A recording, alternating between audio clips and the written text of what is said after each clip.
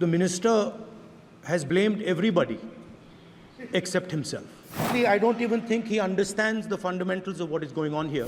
The Indian examination system is a fraud. Millions of people believe that if you are rich and if you have money, you can buy the Indian examination system. मेरे को मेरे राज्य की, मेरे सूबे की जनता की स्वीकृति मिली है। मैं किसी की, मेरे बौद्धिक और मेरे संस्कार की सर्टिफिकेट मेरे को सारी सदन में किसी से नहीं चाहिए। ये जो कहा गया देश की अभी की एग्जामिनेशन सिस्टम रबिश है सर, इससे दुर्भाग्यजनक बयान देश की नेता प्रतिपक्ष का कुछ नहीं हो सकता है। मेरे सरकार की हिम्मत है, अभी हमने पब्लिक एग्जामिनेशन की रेगुलरिटीज में बिल लाए, कानून बनाए। क्या मजबूरी था कांग्रेस पार्टी की? क्या मजबूरी था नेता प्रतिपक्ष की? It's obvious to the whole country. It's obvious to the whole country that there is a very serious problem in our examination system. This is not just a question of NEET, it is in all the major examinations. Now, the minister has blamed everybody except himself. Right? I don't even think he understands the fundamentals of what is going on here. आप प्रश्न क्या है आपका? आ रहा हूं sir. ये मैं question को सेटअप कर रहा हूं। प्रश्न पूछते हैं।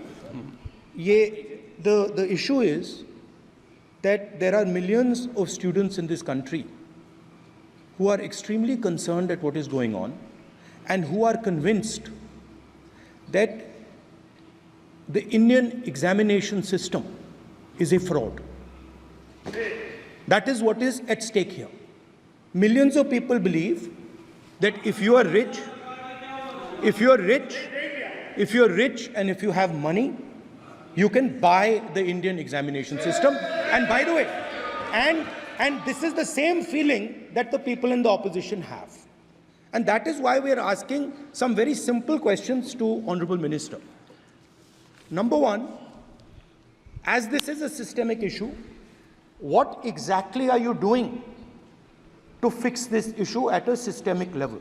मेरे जो शिक्षा है, मेरे जो संस्कार है, मेरे जो सामाजिक जीवन है, मेरे को मेरे राज्य की, मेरे सूबे की जनता की स्वीकृति मिली है। मैं किसी की, मेरे बौद्धिक और मेरे संस्कार की सर्टिफिकेट मेरे को सारी सदन में किसी से नहीं चाहिए। देश की प्रजातंत्र में चुन के मेरे नेता प्रधानमंत्री मोदी जी को प्रधानमंत्री की भूमिका दिया है। मैं उनकी निर्णय से यहाँ उत्तर दे रहा हूँ सदन को। बाकी ये कहना चिल्लाने से सच झूठ नहीं हो जाएगा साहब।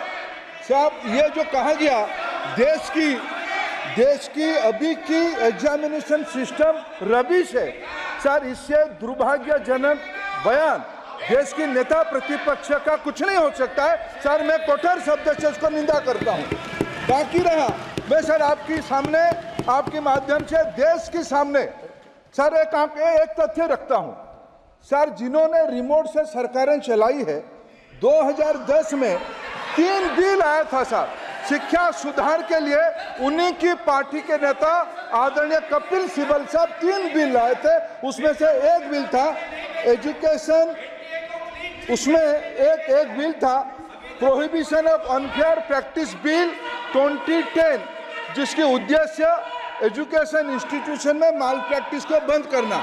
सर, मेरे सरकार की हिम्मत है, अभी हमने पब्लिक एग्जामिनेशन की रेगुलरिटीज में बिल लाए, कानून बनाए। क्या मजबूरी था कांग्रेस पार्टी की? क्या मजबूरी था नेता प्रतिपक्ष की? उन्होंने उस बिल को उल्टा किया, किसके दबाव में उल्टा किया? क्या निजी मेडिकल कॉलेज की दबाव में, उनकी घूसखोरी की दबाव में उन्होंने उस बिल को उल्टा किया था? सच सुनने की सामने है। ये मैं किसी की विद्वता में प्रश्न नहीं उठाता हूं, लेकिन सच 2010 में शिक्षा सुधार की बिल उन्हीं की सरकार ने लाया था, दबाव में उन्होंने उल्टा किया। ये हमको प्रश्न पूछते हैं।